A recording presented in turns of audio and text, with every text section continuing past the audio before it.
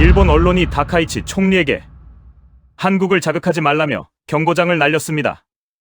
일본 최대 경제지 니케이가 자국 총리의 입을 막아선 겁니다.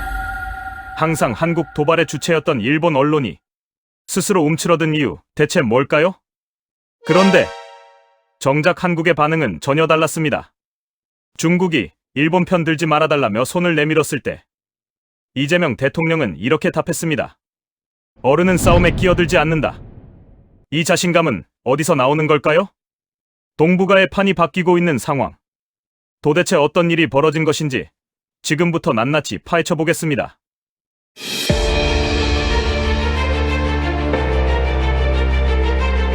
일본 최대 경제지 니케이가 자국 총리에게 경고장을 날렸습니다.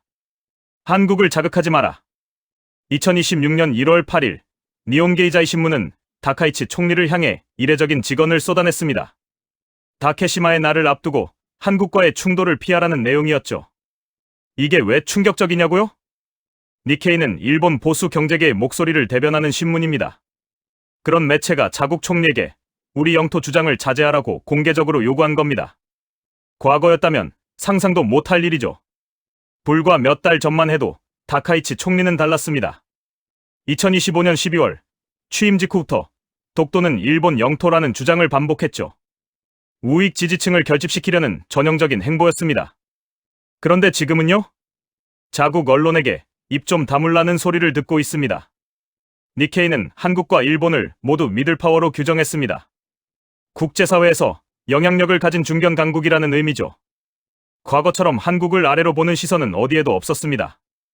여기서 주목할 건 미들파워라는 표현 자체가 아닙니다. 일본이 한국을 동급으로 인정하면서까지 협력을 구걸하고 있다는 사실이죠.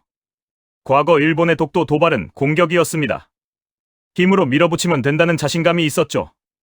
하지만 지금 이 자중 권고는 성격이 완전히 다릅니다. 이건 생존을 위한 비명입니다. 항복 문서와 다를 게 없죠. 이제야 우리 눈치를 보내. 나라가 힘이 있으니 일본 언론이 먼저 기는구나. 국내 여론은 이 변화를 정확히 읽어냈습니다. 대한민국의 국력 성장을 피부로 실감하기 시작한 겁니다. 그런데 의문이 남습니다. 일본은 대체 왜 이렇게까지 저자세로 돌변한 걸까요? 그 이유는 바로 중국이 일본의 목줄을 죄기 시작했기 때문입니다. 2026년 1월 8일 중국은 일본에 대한 히토류 수출 통제를 단행했습니다. 전기차 배터리, 반도체, 방위산업의 핵심 원료죠. 이게 막히면 일본 제조업은 숨을 쉴 수가 없습니다. 왜 이런 일이 벌어졌을까요? 다카이치 총리가 대만 문제에 깊숙이 개입했기 때문입니다. 중국의 핵심 이익을 건드린 대가는 가혹했죠.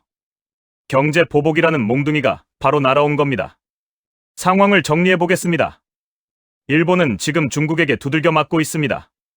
그런데 한국마저 적으로 돌리면 어떻게 될까요? 니케이 비즈니스는 1월 7일 이 질문에 답했습니다. 경제적 파멸. 일본 내부에서조차 이런 분석이 나오고 있는 겁니다.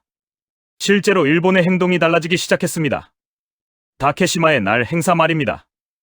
매년 2월 22일 일본 시마네현에서 열리는 독도 영유권 주장 행사죠.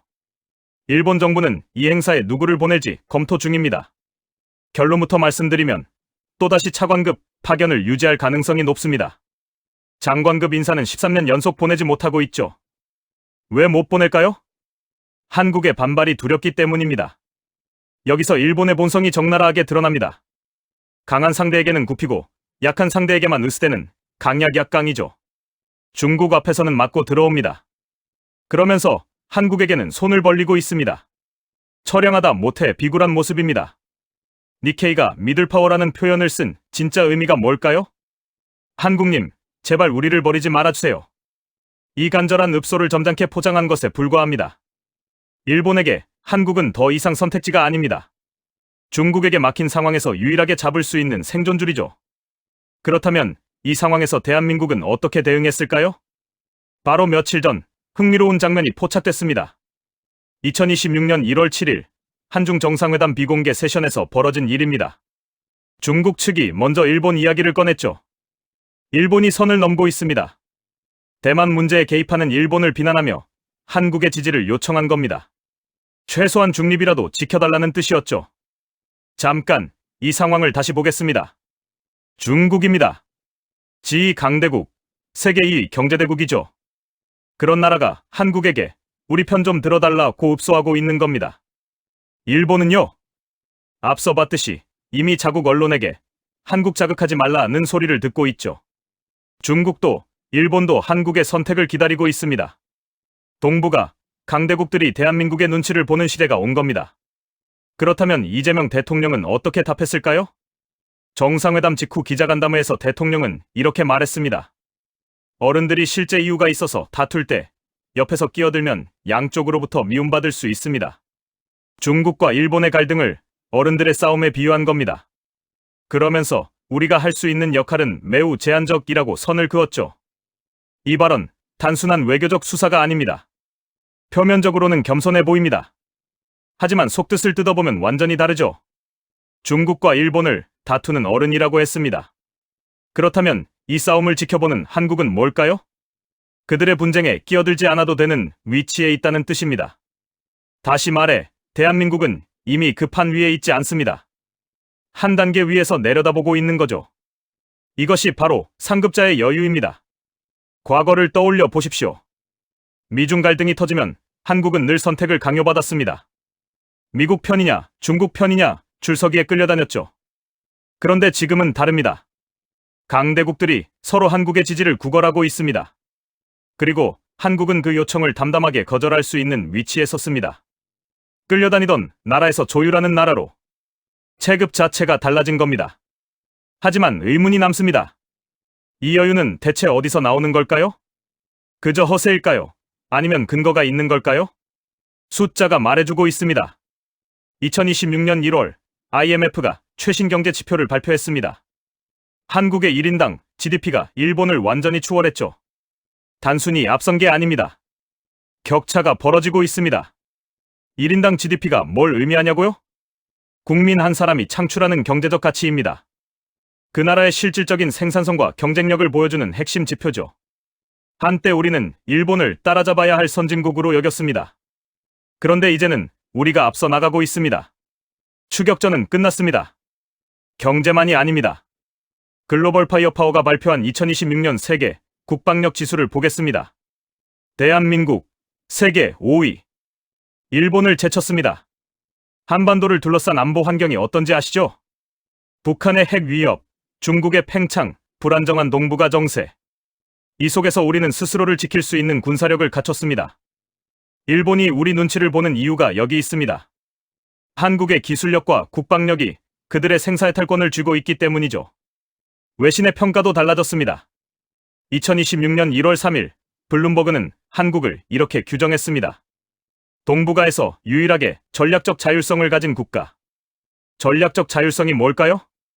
강대국 눈치를 보지 않고 스스로 외교 노선을 결정할 수 있는 힘입니다. 미국, 중국, 일본 사이에서 끌려다니지 않는다는 뜻이죠. 블룸버그가 일본에는 이수식어를 붙이지 않았습니다. 중국에게도 붙이지 않았죠. 오직 한국에게만 부여한 겁니다. 이재명 대통령의 여유가 어디서 나왔는지 이제 명확해졌습니다. 허세가 아닙니다. 압도적 실력이 만들어낸 필연적 결과죠. 실력이 정의를 만듭니다. 우리가 일본의 도발에 일희일비하지 않는 이유가 바로 이겁니다. 체급 자체가 달라졌기 때문이죠. 과거에는 일본이 독도를 언급할 때마다 온 나라가 들끓었습니다. 분노하고 규탄하고 대사를 소환하고 감정적으로 반응할 수밖에 없었죠. 하지만 이제는 다릅니다. 그들의 도발을 담담하게 내려다볼 수 있게 됐습니다. 이게 진짜 국력입니다. 대통령실이 공식 입장을 발표했습니다. 2026년 1월 7일 국익 최우선 실용 외교 기조를 유지하겠다. 짧지만 명확한 선언이었죠. 이 한 문장에 모든 게 담겨 있습니다. 일본의 도발에 감정적으로 반응하지 않겠다는 뜻입니다. 중국의 편들기 요청에도 휘둘리지 않겠다는 의미죠. 오직 대한민국의 이익만 보겠다는 선포입니다. 지난 며칠간 벌어진 일들을 정리해 보겠습니다. 일본 최대 경제지가 자국 총리에게 한국 자극하지 말라고 경고했습니다. 중국은 한중 정상회담에서 일본 편 들지 말아달라고 요청했죠. 두 나라 모두 한국의 선택을 기다리고 있었습니다. 대한민국의 대답은요? 어른 싸움에 끼어들지 않겠다. 이게 우연일까요? 아닙니다. 1인당 GDP, 일본 추월, 국방력, 세계 5위. 전략적 자율성, 동북아 유일. 숫자가 만들어낸 필연적 결과입니다. 대통령 비유가 정말 통쾌하다. 일본이 우리 눈치 보는 날이 오다니 오래 살고 볼 일이다. 국민들의 반응입니다. 분노가 아닌 여유로 일본을 바라보게 된 거죠. 흔들리는 건 우리가 아닙니다. 그들입니다. 일본의 독도 도발, 그 본질이 뭘까요? 힘이 빠져가는 노인의 마지막 발악에 불과합니다. 중국에게 맞고 한국에게 추월당하고 국제사회에서 고립된 자의 몸부림이죠. 과거에는 그 도발이 위협이었습니다. 지금은 그저 소음일 뿐입니다. 앞으로 대한민국이 할 일은 명확합니다. 독도 인근 국방력을 계속 강화합니다. 공급망 다변화로 전략적 우위를 확보하죠. 그리고 실용 외교로 국익을 극대화합니다. 감정적 대응은 필요 없습니다. 어른의 무게감으로 담담하게 나아가면 됩니다. 동북아의 기준이 바뀌었습니다. 더 이상 미국이 정하고 중국이 흔들고 일본이 따르는 구조가 아닙니다. 이제 대한민국이 기준입니다. 이것이 진정한 리더, 국가의 모습입니다. 자, 오늘 영상 어떻게 보셨습니까? 일본 최대 경제지가 자국 총리한테 한국 건드리지 마라 경고하고요. 중국은 정상회담에서 일본 편 들지 말아달라 부탁하고요. 우리 대통령은 어른 싸움에 안 낀다며 여유 있게 선을 긋고요. 솔직히 10년 전만 해도 상상이나 했겠습니까?